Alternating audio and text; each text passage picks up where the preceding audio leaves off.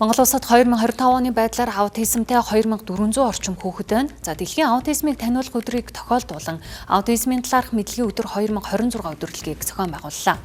За энэ өдөрлөг нь аутизмын талаарх зөв мэдээллийг олон нийтэд түгээж, буруу ойлголт хэд ерөнхий дүгнэлтээс зайлсхийхэд туслах зорилготой. Аутизмтай хүүхдүүдийн хамгийн гол шинж тэмдэг бол харилцаанд оролцох чадваргүй байдаг явдал юм а. Мөн аутизмтай хүүхдүүдийн 30 хүртэл хувь нь огт ярьдаггүй бол олонх нь тодорхой хэмжээнд хэлд ордог. Ийм эцэг эхчүүд хүүхдийнхээ сонирхолтой байгаа зүйлийг дэмжиж, авьяасыг хөгжүүлэх нь чухал. Түүнчлэн аутизмтай хүүхэд нийгэмшгэд энгийн хүүхдүүдтэй харилцаж, тэднээс суралцсан хамт тоглох нь эерэг нөлөөтэй. Аутизм гэдэг маань яг харилцааны эмгэг гэж явдаг. Тийм өвчин гэхээс илүү эмгэг, насан турштай байдаг. Төгссөн сургалт хөгжүүлэлтийн үндсэн дээр одоо нийгэмшч яг бидэнтэй ялгаагүй амьдрах боломжтой байдаг. Яг уу манай хүүхдүүдийн хувьд бол олон давуу талууд байж болдог. Тийм гэхдээ одоо нийтлэг тийм давуу тал гэхээс илүү хувийн өөр гэдэг утгаараа зарим хүүхдүүд бол математикийн чадвартай, зарим хүүхдүүд зурган ой тогтоолтын чадвартай байх боломжтой байдаг.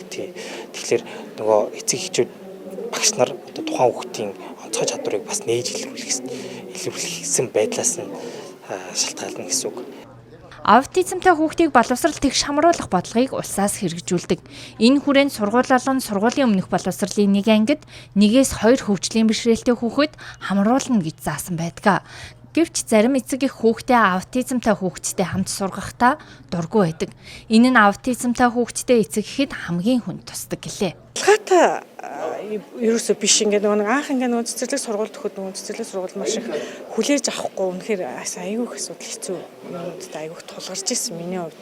Ингээд хүүхд чинь сахилгагүй байна ингээд ерөөсөө өгөнд орохгүй байна ингээд юу яагаад вэ манайх ингээд цэцэрлэг авах боломжгүй маш олон цэцэрлэг сургуулиас битээр ингээд нөгөө хүмүүс нь хэлэхэд бид нарт ингээд нөгөө зүгээр энгийн зүйл хэлж байгаа юм шиг боловч яг нөгөө хүлээж авахд надад бол үнэхээр хэцүү байдаг байсан. Юу хэсэргүүцэлтэй би тулгарч ирсэн. Ер нь бол нөгөө ингээд нөгөө алдаа өвчнөд ингээд нөгөө халтгаж байгаа юм шиг те хүмүүс ингээд нөгөө хүлээж авах гэхээр ингээд там ингээд нөгөө хүүхдээс ингээд нөгөө амар их зайгаа бариад ч юм уу ингээд идэг талаа маш их байсан. Тэгээ энэ маань ерөнхийдөө мэдлэггүй байгаа, мэдээлэлгүй байгаас л ийм байсан юм байна гэдгийг нь ойлгосон. Аутизм нь өвчин биш эмгэг. Иймээс аутизмтай хүүхдүүдийг нийгмээс тусгаарладаг бус нийгэмд оролцуулах нь биеийн болон тархины хөгжилд эерэг нөлөөтэй.